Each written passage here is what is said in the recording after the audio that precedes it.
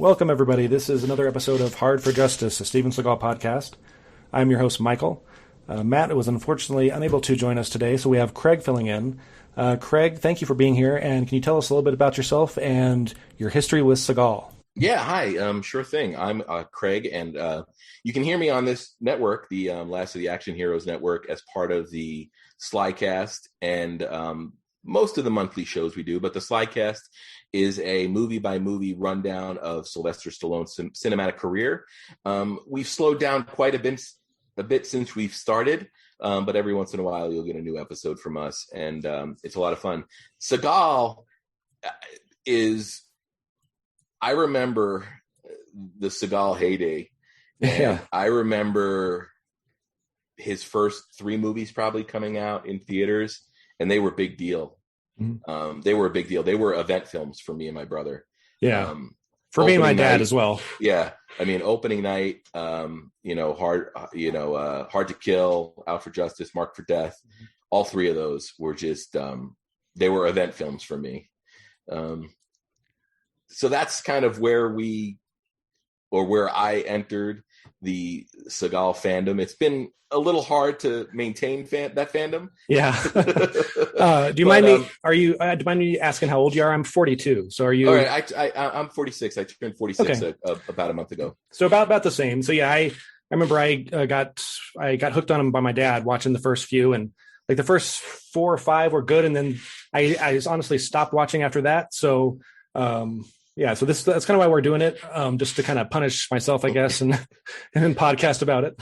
Well, I wanted to look and see where this fell in that run, because I think this is I don't want to spoil our discussion here, sure, Michael, but it seems to me, if I remember correctly, this is like the first real misfire after a just tremendous run of films. You had Above the Law, Hard to Kill, Marked for Death, Out for Justice, Under Siege, On Deadly Ground, Under Siege 2, Dark Territory, and then Executive Decision, which he was barely in, and then the Glimmer Man. So I mean, coming into the Glimmer Man, I mean, I don't remember seeing this in theaters. I mean, in '96, I was probably worried about entering the real world and stuff like that. Right.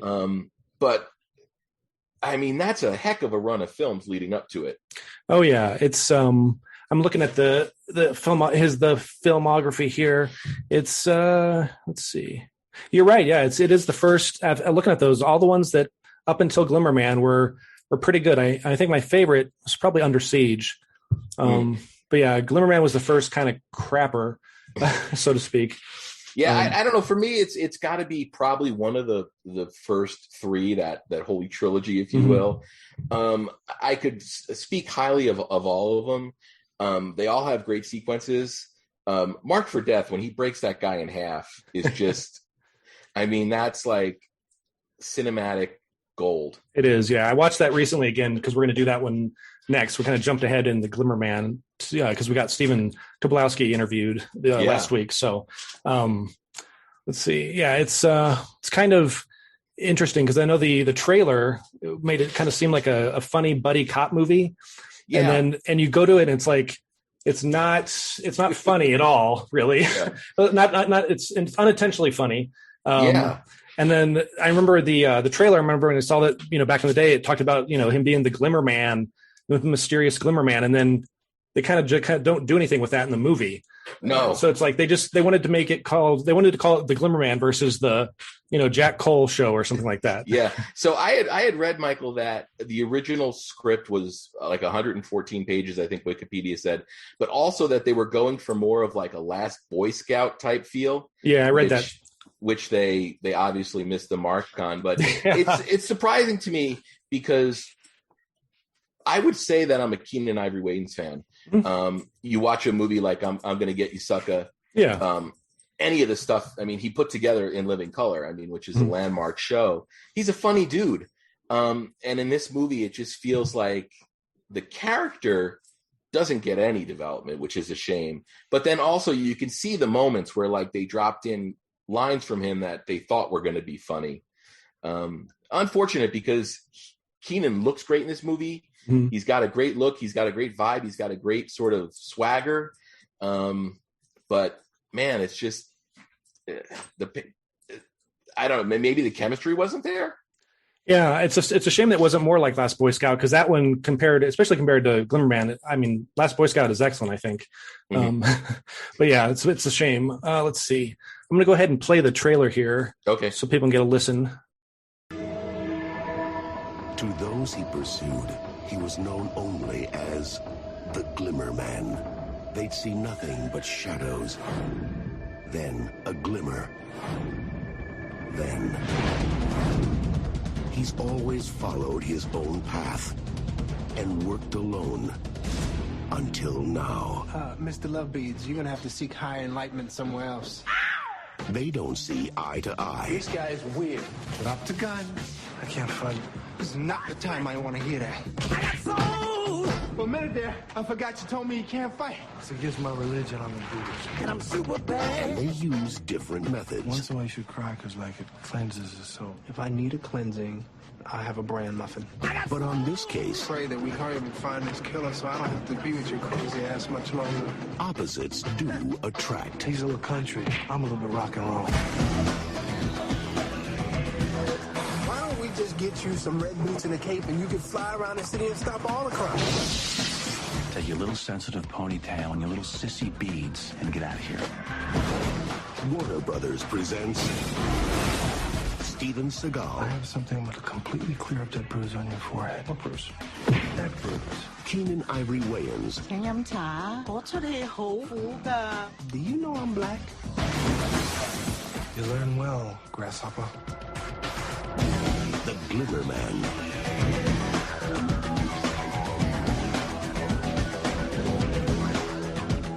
Okay, that trailer kind of proves my point. I'll be talking about him later, in the podcast or with a friend. I'm like, I really don't know what that story was about because I'm like, did I just not pay attention? Or I was like, no, I watched it. Sometimes I watch the damn things twice. That's how dedicated I am, or crazy.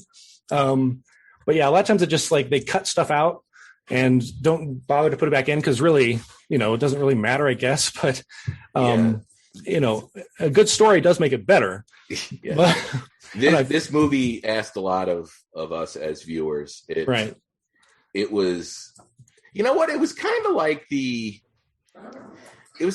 go-to plot though for movies in the 90s though, like in terms of like huge grand sort of conspiracies and government corruption and but like a weird serial killer or something. Yeah, well the other thing is like the one thing I really don't like in movies is when things happen by coincidence, but they have to happen in order for the movie to work. Right. Like after Cole and Campbell meet, they're driving to one of the crime scenes, right? And then they get they hear over the radio that there's a potential suicide. Yeah. That Cole says, "Oh, we should go check this out," and they have that exchange about Campbell says, "I deal in homicides with people that are dead already." Right. And Seagal basically says they're the same thing. But if they don't go to that call, how does the rest of the movie play out? Right. Yeah, I don't know if it's I hate the part later where of course that the main star gets accused of the crime. It's like and of course then he gets exonerated at the end. It's just kind of like they took it out of a playbook, a bad action movie playbook. But I was trying to figure out like how they could have tied that in to make it work. I guess maybe you could have the Brian Cox character call Cole and say, "Hey, this dude's stepson's having a hard time. Can you go talk to him and help him out?" And then he arrives at the scene and there's it's turned into what we basically see in the movie, which is like a hostage situation. Right. That would have been probably a more organic way to do it. But then I don't know if that would have tipped your hand too early that the Brian Cox character was someone who couldn't be trusted. And I got to say, Brian Cox in this movie, exceptional. Oh yeah. He's good in most everything I've seen him in. Even when he's up against like mutants or, X-Men or something like that, he's pretty good. Yeah, he was great in this. I love the mustache. I kind of love the swagger he had. And he played a corrupt senator really well. Right. Was it this movie that I think Seagal like had him tone down his stuff because he was out acting Seagal? Well, I read that somewhere, which is not hard to do. I mean, hell, my dog could out act him. No, I'm just kidding. Yeah. It's funny though, because in the first few movies, like Above the Law, Hard to Kill, I thought he was a good actor. So I don't know what happened. What was like the perfect storm that just kind of let the Seagal ship start to sink. You know what I mean? I think what happened is Seagal started getting more control. And I think, this happens with everybody. Right. It for sure happened with Stallone. We talk about that all the time on the Slycast. But I think when you don't have people, when you're the guy calling the shots, yeah, it's a lot easier to make mistakes. Whereas I think in those early films, he was new enough to the industry that he was able to, take advice and take direction. Yeah. And then I think when he got some success, he's like, I don't need this anymore. And then you sort of get caught up in your own sort of echo chamber, and right. There's a lot of yes men around. That's an excellent thought. That's exactly it. I bet you. I hadn't heard about that. I mean, I know that was his situation, but I know that happened to George Lucas when he did like the prequels. Yeah, they're like, let's put Jar Jar in, and everybody was like, yeah, that's a great idea, sir. It's like, no, it's the most terrible idea. The worst thing that happened to the prequels is Rick McCallum, and it's really interesting that Rick McCallum is sort of like a Star Wars footnote now, whereas like for a while, like he was almost the guy that had the keys to the kingdom. But I'm sure we could podcast for hours and hours about what's gone wrong with Star Wars and what's gone right since the prequels. But I guess that's for another podcast. Exactly. So, I mean, this hostage/suicide scene is really what sets up the whole plot, right? Mm-hmm. So after he saves this kid with that ridiculous, I'm going to shoot myself, and then he dives at him and they go through a window and to another side of the building. Right. And then the dude's stepfather, who is a highly powerful, rich dude, right? Mm-hmm. He goes to Cole and thanks him, but then he wants him to change his version of events to protect the stepson. Yeah, I think you're right. Yeah, I mean, it was at a point in the movie, that sequence where you're like, okay, I thought they were investigating the serial killer, right? and then you get this whole subplot with the guy wanting him to change his story, and then you think that's going to be it, like, because it doesn't really, you don't really understand how it's all going to tie together, and this was really sort of the beginning of me not really liking the Cole character. And I think in this instance, Cole had a reason to be rude because they were asking him to lie. But as the movie progresses, and it's really funny because there's a sequence in the movie where Cole says, I don't want to fight. It's against my beliefs. And then he goes out of his way to start fights. Right. Like he instigates things. He antagonizes people. Punches the guy in the forehead. Yeah. Yeah. It was like the that whole aspect of the character to me, like, why even have it? Like, I understand that's like Seagal bringing his personal life into the movies, but if you're going to have a character be a certain way, you got to stick to it. Exactly. I mean, especially if it's like one scene is like, I'm a Buddhist, I don't do that. And the next scene he's kicking ass. It's like, well, he's a Buddhist that doesn't kick ass unless it pays well or something. Or yeah. I mean, the one scene for me was really the one where he goes to see Brian Cox at the restaurant. Yeah, that was a good scene. And the guy's on the phone. So, okay, you wait till the guy's off the phone, and then Cole instantly cops a toot. And I like how the guy dropped his accent when he got off the phone. I thought that was funny. But he picks a fight with that guy, and then he destroys the restaurant, which was really funny. But this is also a good indicator of one of my problems with the action beats in this movie. It's just a lot of Seagal flapping his arms. Right, yeah. With really close-up camera work. You didn't get a feel that, that he could kick ass. Yeah, I know, like in some of his later movies, especially, which I haven't seen, but people say that he's basically just throwing people around the room. which he is, and I guess it's kind of sad, but it would be effective.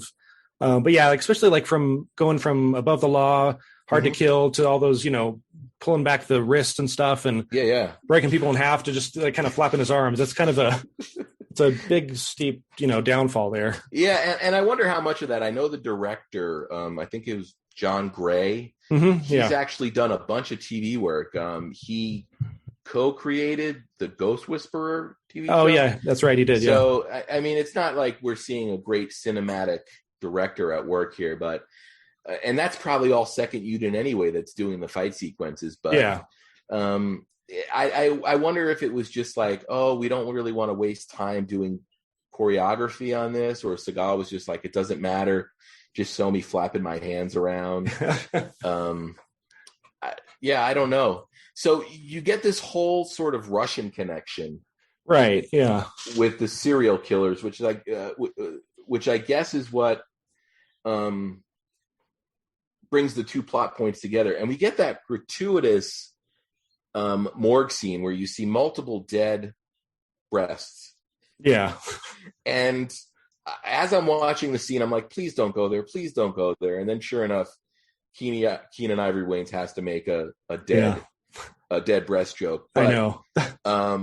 And then Steven Seagal or Cole comes up with the idea, which I've seen happen in real life, is they identify the body based on the number on her breast implant. The silicone, yeah, which I've actually seen. I saw like on, I think, an episode of Dateline. That's how they identified a woman that they had found dead in a dumpster or something. So that was kind of clever, especially for 1996.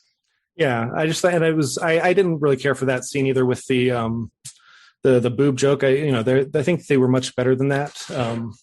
Yeah, well, it's weird because I'm like, why are these women covered from the breast down?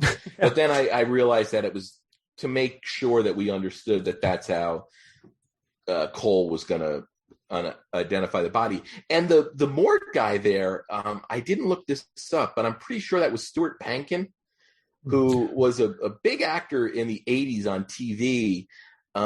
He was on an HBO show called Not Necessarily the News, which was like an HBO parody of the news. And I saw him in this, and I was like, wow, look at Steven. Look at this guy getting a little bit of a payday. Stuart Pankin. Thanks to Steven Seagal. Yeah, it's been funny to see, only in just the ones that I've seen so far, to see what like bigger celebrities are in the movies. It's kind of interesting. I think a lot of them wish they could forget about those movies that they did with Seagal.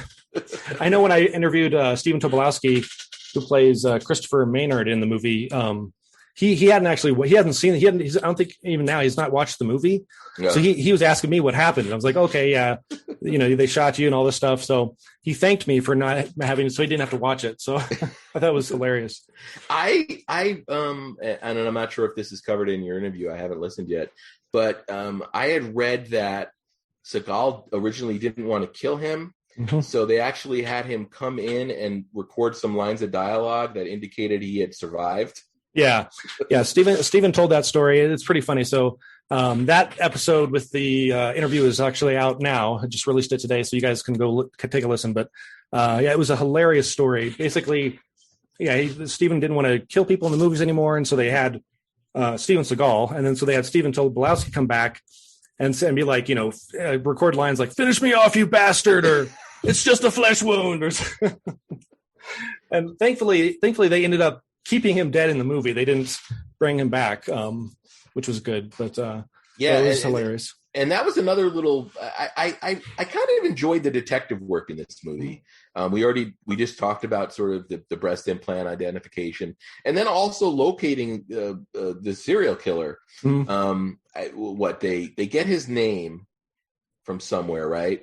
Mm-hmm. And then based on all the religious imagery surrounding these killings. Yeah. Cole says, "Give me a list of all the churches in a 9-block radius or mm-hmm. something," and that's ultimately how he finds the Christopher. And I thought that was a really interesting introduction to that character too. You see him in church, sort of singing a hymn. Yeah, and totally checks out as a guy who could be a serial killer. Oh, absolutely. And I thought Stephen Tobolowsky did a great job in that scene. I did love how they kind of, some of the visuals they had of like staring down the gun and just the way they filmed it in that particular part was really, really impressive. Sadly, the rest of the movie wasn't as such, but So it turns out he was hired to do some of these killings. I believe so. Yeah. And then the security guy for Deverell was doing the other killings. Yeah, exactly. Yep. Yeah. And they were all set up to be a distraction from this great conspiracy, right? They're smuggling. What were they doing? They were smuggling chemical weapons, I think. Yeah, uranium or something into the country, and this was going to be a distraction. Along the way, Seagal's ex-wife gets killed, which you referenced, and he sort of gets framed as like a palm print. Yeah, on exactly. her body. One of his kids is actually, I saw it in the credits. I didn't recognize her in the movie, but one of his kids, the daughter, was played by Alexa Vega, who went on to do Spy Kids. Oh, cool. That's interesting. Yeah. Yeah. Some of the crime scenes were really, it wasn't a grisly, horrific movie by any stretch, but there was that one killing where the couple were like crucified in their bedroom. Mm-hmm. Yeah. How does one person do that? See, that's one of the like the threads they don't care to wrap up. They don't, they're like, nobody's going to question that because intelligent people don't watch these movies. Except, if they podcast about it, right? Yeah. And there's really not much for Campbell to do except for not trust Cole. Yeah. Keenan Ivory Wayans, he really, really got underserved in this. And from what I understand, that was part of the paring down. I appreciated that this movie was 90 minutes. Oh, yes. It made it a lot easier to watch. But, the only really big sequence he gets is when his apartment gets toast. Gets invaded, and he has the hand-to-hand fight. And then it explodes, and he survives that, which is miraculous. Of course, yeah. But that was probably the best fighting in the whole movie. Yeah, and it didn't even involve Seagal. I agree. He was probably sleeping that day. It was sad because I remember, like I said before, watching the trailer, and it seemed like, this was gonna be funny, buddy cop thing, and then there was the movie was just kind of not funny at all. Yeah, there was that whole sequence during the climax of the film where the security guy ends up being like the big villain. Yeah. Like Brian Cox is sort of taken out of the equation. Deverell's taken out of the equation. And then the security guy, Deverell's head of security, ends up being the big bad guy. And during that whole sequence I guess it was like an old hotel. Yeah, I think so. There's a huge gun battle going on. And then Keenan Ivory Wayans is going down the hall, and there's two kids like with Nerf guns. Yeah. How could these kids be oblivious to everything going on? Yeah, and then he makes the terrible was it Oprah joke or Sesame Street joke? Yeah, it's like it was such a waste because he's so much funnier than that, and it was it was so forced. I'm like, oh god. And then while we're on failed comedy bits, what was the whole Casablanca thing? Which Casablanca thing? Campbell's in watching Casablanca. It's his favorite movie. Yeah. He starts crying. Yeah. Cole finds him there, and then they're out in the parking lot, and Campbell's like, I'm going to go back in and finish my movie. And he's like, what movie's that? And he's like, Casablanca. Yeah, he's like, haven't you seen it? Yeah, and Cole's just like, is it good? And he's like, is it good? Have you seen Casablanca? And then Cole's like, have I seen it? And I was like, where is this going? And is it supposed to be funny? It doesn't. That scene doesn't go anywhere, does it? Right? If I'm not remembering. I guess it was supposed to be a character moment for Campbell. But the whole, have you seen it? Have I seen it? It just fell so flat. I'm like, what was the attempt? I couldn't even figure out what the intention was. Yeah, if they were trying to make them seem like they were bonding or something, I don't know. Yeah, it's, and I said it before, it's sad because Seagal can act. I've seen him act. What was it in Hard to Kill? I think when he was carrying the priest out in the church. You'd see the pain on his face and he's bloody. It was excellent. And here he's Have I seen it? Of course I've seen it. Like, I'm like, man, I mean, wait to phone it in until it's like your 50th movie, not your like 8th. You're still building an audience at that point. Don't be like, just like show up late and leave early type of thing. Yeah. I guess the climax was pretty satisfying. I mean, the big baddie, I think he didn't look intimidating, but I think the performance was effective, and that whole sort of end hotel sequence is very, very sort of, movie template type stuff. You've got like different levels they're traveling down. Cole like repels after Campbell gets thrown out the window. He does that whole rappelling down the side of the building. And then you've got that final fight where he basically throws head of security off the like balcony and he gets impaled, which was a great visual, when you see the reveal of him being impaled. And then I like how the hard ass police chief comes up and he's like, Cole, I probably owe you an apology. I'm not going to give you one. That was probably the most clever thing in the whole movie. Right. And it's, I don't remember what was after that, like Cole, or not Cole, but Campbell. He gets in the ambulance. He's like, don't call me, don't fax me, don't page me.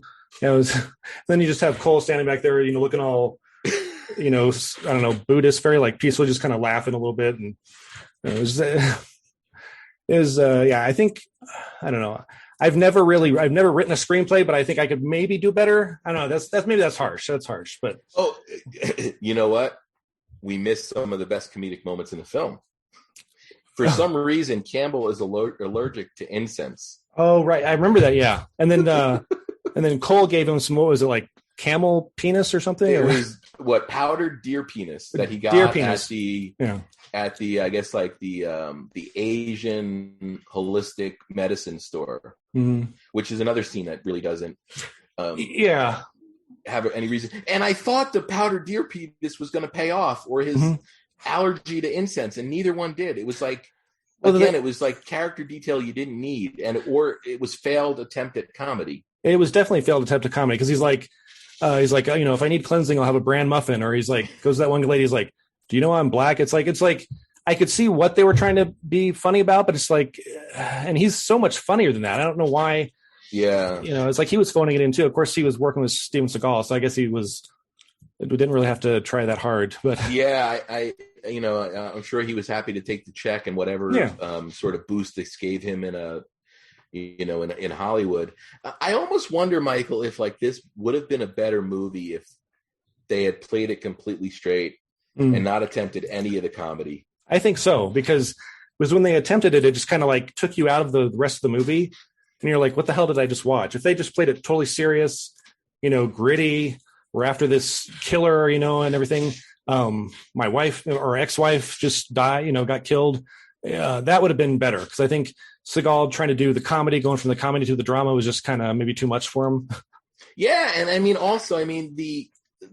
the material definitely would have worked better if you had just gone straight grit, because absolutely, the concept of the serial killer was really, really dark. Some of those crime scenes, like I said, they weren't explicitly graphic, except for maybe the one where you see the people crucified. They were still disturbing, though. Yeah. I mean, it seems like if you had committed to that kind of tone, the movie would have been better.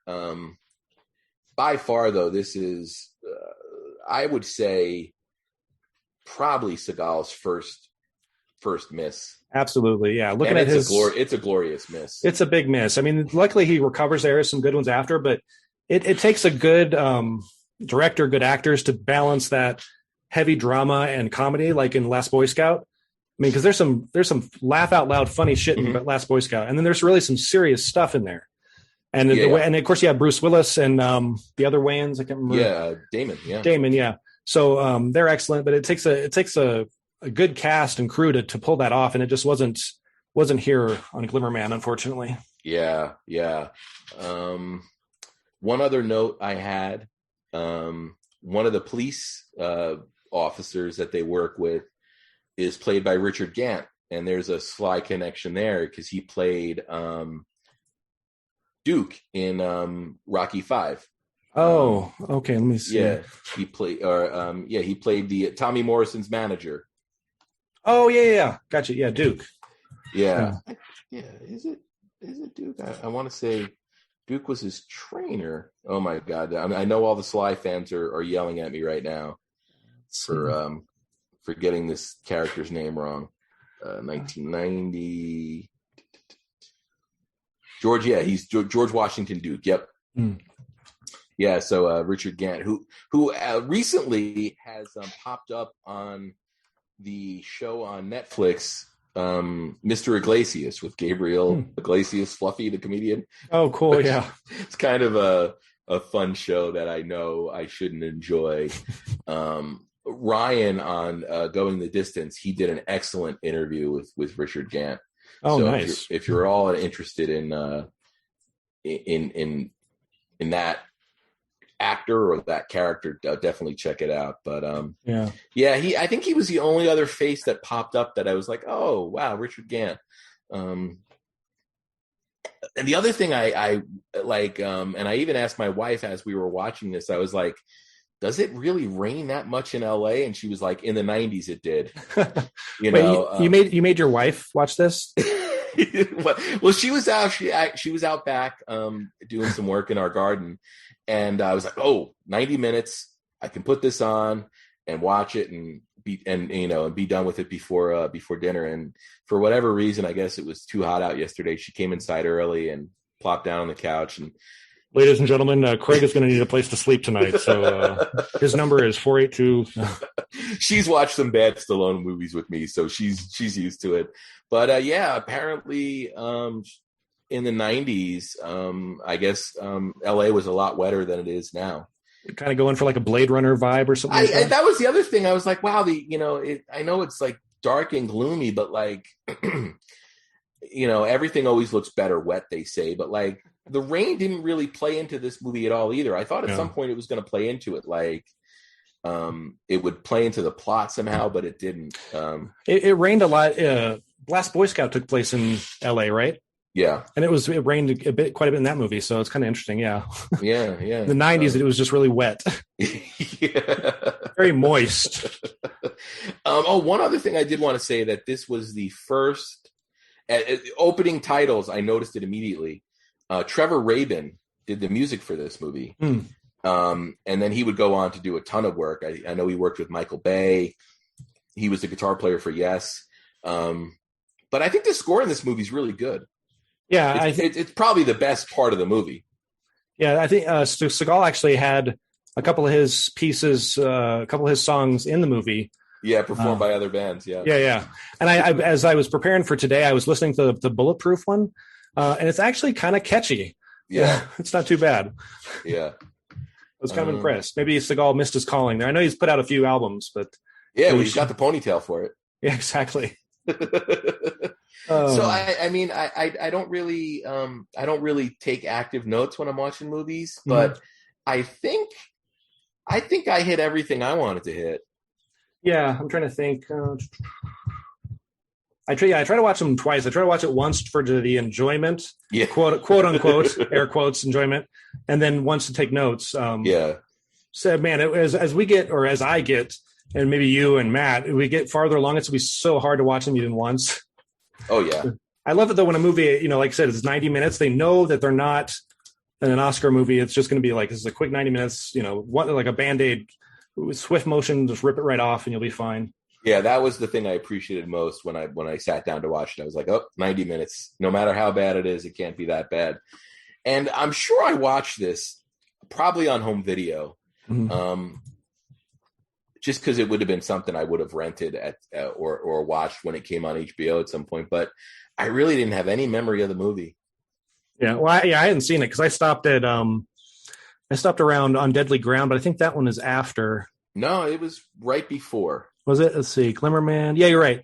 Well, actually, no, I take it back. I stopped it technically at Executive Decision, which was an excellent movie. And again, even there, like again, not to go off on a tangent, but I thought Seagal's acting was better in that than like Glimmer Man. But I guess he didn't have control of that one. So yeah, I'd imagine with Kurt Russell on the set. Oh, Kurt yeah, Russell that's was true. executive decision, right? Yes, he was. Yeah. You know, Kurt's not going to put up with any nonsense. No, he's like, I'm Kurt fucking Russell. Okay. Yeah. I escaped New York, so I'm not going to fucking deal with that shit. Okay. Yeah, I mean, and he'd been a working actor for over 30 years at that point. So, and Seagal, like he's got what, maybe 10 minutes screen time in executive decision. Yeah, max maybe. Yeah. But yeah, it's aside from him being in it, it's still good. Yeah. Yeah. Okay. All right. Let's see. I think that's all I have for the episode, for the show. Thank you, Craig, for co-hosting with me today, and thanks everybody for tuning in. You can find the rest of our episodes and the rest of the podcast network at lastoftheactionheroes.com. And remember, until next time, stay hard for justice.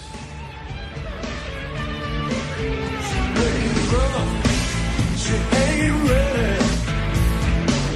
There ain't a thing in this world to prove. She got the needle and a powder people to keep her steady. Life's gonna teach you a thing or two. Talk is cheap, so listen up. You're in deep, ain't nothing enough. If I need a cleansing, I have a bran muffin.